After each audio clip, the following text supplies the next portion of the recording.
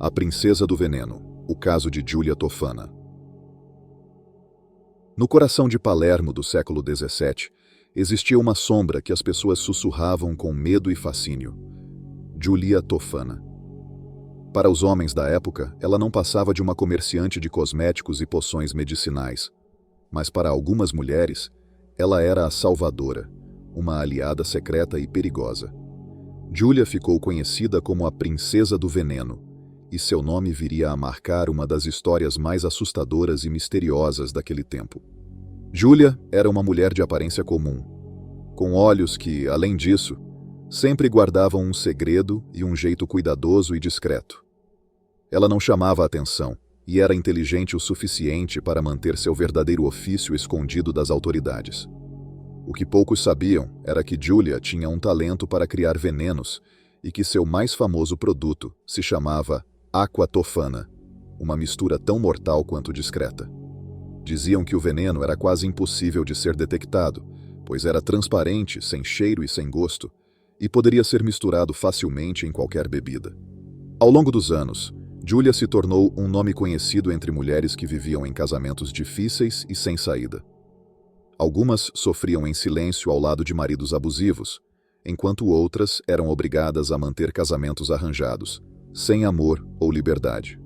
Aquelas mulheres que não tinham direito de se separar acabavam recorrendo a Giulia. Giulia não oferecia veneno para ninguém. Antes, ela conversava com cada uma de suas clientes, avaliando se elas estavam realmente dispostas a arcar com as consequências. Algumas desistiram, mas a maioria avançou.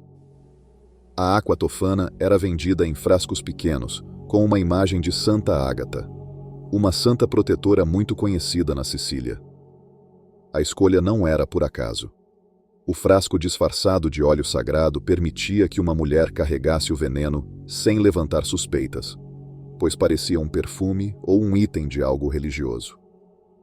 Giulia orientou cada cliente a usar apenas algumas gotas misturadas na bebida do marido. A primeira dose causava apenas sintomas leves, como uma febre leve ou dor de estômago, algo que não causou desconfiança. Com o tempo, conforme as doses eram administradas, o veneno agia de forma lenta e segura, levando a vítima a uma morte que parecia natural, sem deixar rastros. Para as mulheres que conseguiram escapar de maridos violentos através da Aqua Tofana, Giulia se tornou quase uma santa. Ela não via seu veneno como um crime, mas como um ato de justiça e compaixão para com aquelas que não tinham outra forma de sair de seus casamentos. E para Giulia, cada frasco que vendia era uma vitória sobre um sistema que forçava as mulheres a viverem presas. Com o passar dos anos, o nome de Giulia Tofana foi ganhando força entre as mulheres de Palermo e até mesmo em Roma. Em muitas regiões, seu veneno foi usado para eliminar homens que, segundo suas esposas, mereciam um destino trágico. Contudo, esse sucesso também atraiu suspeitas. Os médicos e padres notaram um aumento de mortes aparentemente naturais entre homens saudáveis e ricos. Mas, como o veneno agia lentamente, imitando os sintomas de uma doença comum, ninguém conseguia provar que se tratava de envenenamento. Giulia se mantinha atenta a qualquer ameaça. Sempre que sentia que as investigações poderiam chegar até ela, mudava seu local de trabalho ou até mesmo interrompia a produção de veneno por um tempo. Sua habilidade em evitar suspeitas manteve-se livre por muitos anos.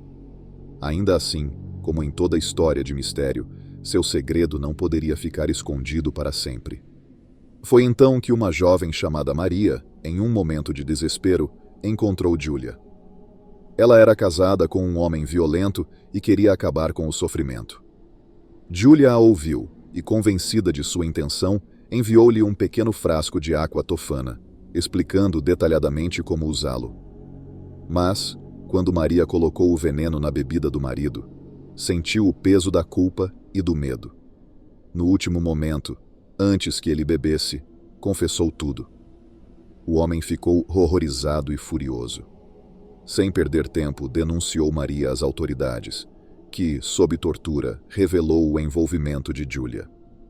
Em pouco tempo, Giulia foi encontrada e presa junto com alguns de seus assistentes, que também foram torturados para confessar. Durante os interrogatórios, Giulia manteve o silêncio o máximo que poderia, mas a tortura foi impiedosa.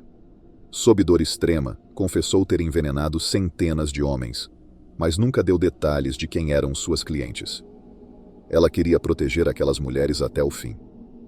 Em seu julgamento, Giulia não mostrou arrependimento. Suas últimas palavras foram um enigma.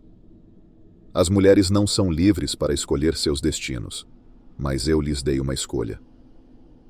Giulia Tofana foi condenada à morte, mas a história não terminou ali. Seu nome ficou marcado na cidade, e muitas mulheres continuaram a falar dela em segredo. Para alguns, Giulia foi uma assassina cruel, mas para outros, foi uma figura de resistência, uma mulher que derrotou uma sociedade que as mantinha aprisionadas. Até hoje, em algumas regiões da Itália, as pessoas dizem que a alma de Giulia ainda vaga pelos becos e vielas, ajudando mulheres que sofrem em silêncio.